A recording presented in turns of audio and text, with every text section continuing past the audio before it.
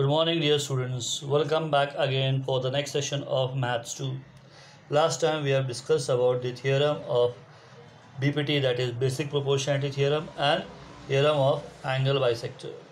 Now today we are going to study about the application of basic proportionality theorem. We call it as property of three parallel lines and the intercept made by the transversal. Now theorem statement is somewhat like this. The ratio of the intercepts made on a transversal by three parallel lines is equal to the ratio of the corresponding intercepts made on the other transversal by the same parallel lines.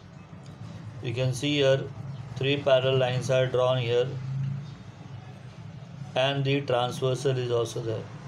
Transversal is named as T1 and T2 and the three parallel lines are named as AP, BQ and CR. Now how that theorem works out? First of all, given line L parallel to line M parallel to line N, T1 and T2 are transversal, intersects the lines at points A, B, C and T2 intersects the line at point PQR. We have to prove that AB upon BC equals to PQ upon QR. That is very easy. First of all, we have to consider triangle APC. In triangle ACP, BD is parallel to AP. Therefore, by basic proportionality theorem, we can write here AB upon BC equal to PD upon TC. Reason? Basic proportionality theorem. Similarly, next case we will consider triangle PCR. In triangle PCR, or as mentioned here CPR, here DQ is parallel to CR. Therefore, PD upon DC equals to PQ upon QR.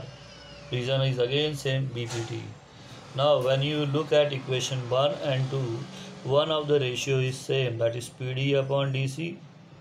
Since these two ratios are equal, we can say that all the three ratios are equal. But since we do not require the middle ratio, and therefore we combine together and write it as AB upon BC equals to PQ upon QR. This is how the property of three parallel lines made by the intercepts is being proved. Now we will move to the exercise based on this theorems. We will move to problem set or practice set 1.2. You can see here diagram as mentioned here, drawn here, and some measurements are already given in the figure. Now with the help of this figure, we have to identify whether PM is the angle bisector of angle QPR or not. How to identify it? Very simple. First of all, we will take the ratio of the two sides. Now which two sides you will take the ratio of? As it is said that we have to find out whether it is angle bisector or not.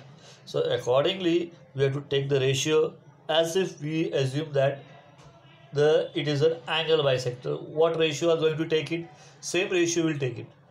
So here I'll start with QP upon PR. Imagine if it is a angle bisector, then this would have been our first ratio. QP upon PR. Put the values, what do we get? 7 upon 3. We will take it as equation 1. Similarly, other ratio will be what? QM upon MR. The value is 3.5 upon 1.5. Since decimal is there, it becomes difficult for calculation, and therefore multiply by 10 to remove the decimals. We get it as 35 upon 15, which can further be reduced and divided by 5, and the reduced form we get it as 7 upon 3. To our surprise, you can see that equation 1 and equation 2 both are having same value 7 upon 3, which clearly indicates that QP upon PR equals to QM upon MR. But this is nothing but the ratio of the property of the angle bisector. and thus we can say that ray PM is the angle bisector of angle QPR. Reason? By converse of angle bisector theorem. Similarly, same type, one more sum is there. You can see the diagram and the measurement. Immediately we'll start with the ratio. So imagine if it is an angle bisector, we'll start with the ratio RP upon PQ. See here, QP upon PR or RP upon QP. The way we are starting with the first ratio, same way we have to start with the second ratio. So if I start here with QP upon PR, so the next ratio will be QM upon MR. If I start the ratio with RP upon PQ, so here the second ratio also will start from RM upon MQ. So as we are starting with the first one, same will be the second one. So here first ratio, since we are started with QP upon PR, which is nothing but 10 upon 7. Similarly, the second ratio will be QM upon MR, which is 8 upon 6, which can further be reduced and written as 4 upon 3. See equation 1 and 2. The ratios are not same. This gives clear indication that QP upon PR is not equal to QM upon MR. Therefore, PM is not an angle bisector of angle QPR by converse of angle bisector theorem. One more sum is there based on that you can do it of your own, so that you will also come to know whether you have understood the concept or not. So now we'll start with question number 2.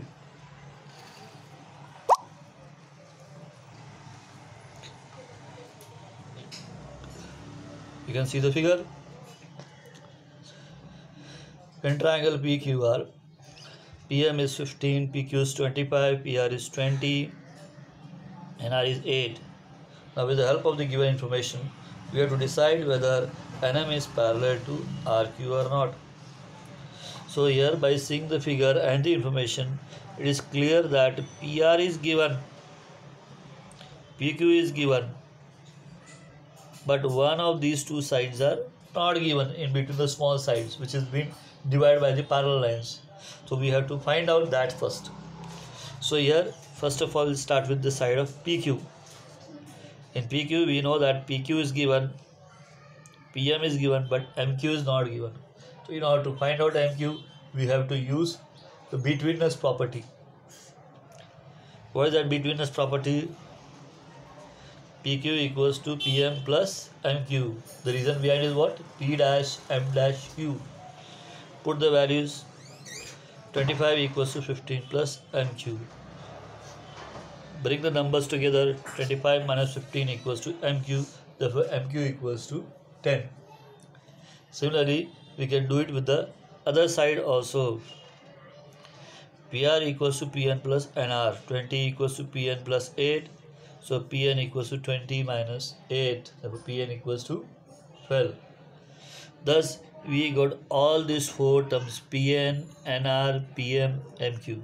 Now we can easily find out whether it is following BPT or not, or whether the line is parallel to the third side or not, by taking out the ratio of the BPT. So first of all, we will find out Pn upon Nr. Pn upon Nr is 12 upon 8. 4 is common, divided we get 3 upon 2. Then the second side, PM upon MQ. What do we get here? 15 upon 10, that is 3 upon 2. See the magic? 1 and 2. Both the values are same. This indicates clearly that the ratio Pn upon Nr and Pm upon MQ both are equal. Since they are equal, we can say that Nm is parallel to QR. The reason is converse of BPT. One more sum with this. You can see the diagram clearly. In triangle MNP, NQ is a bisector of angle N. Now Mn is 5, Pn is 7, MQ is 2.5. We have to find PQ. Since it is already mentioned angle bisector, we can use the property of angle bisector. So we'll start either from here or here. If I start from here, Mn upon Np, then next ratio will be Nq upon Qp. If I start from here, Pn upon Nm, the other ratio will be Pq upon Qm. Let's see how we are done it.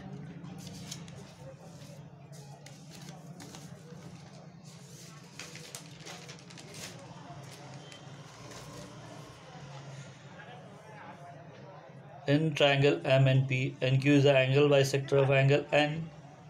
Here Mn is 5, Pn is 7, NQ is 2.5, which is already given.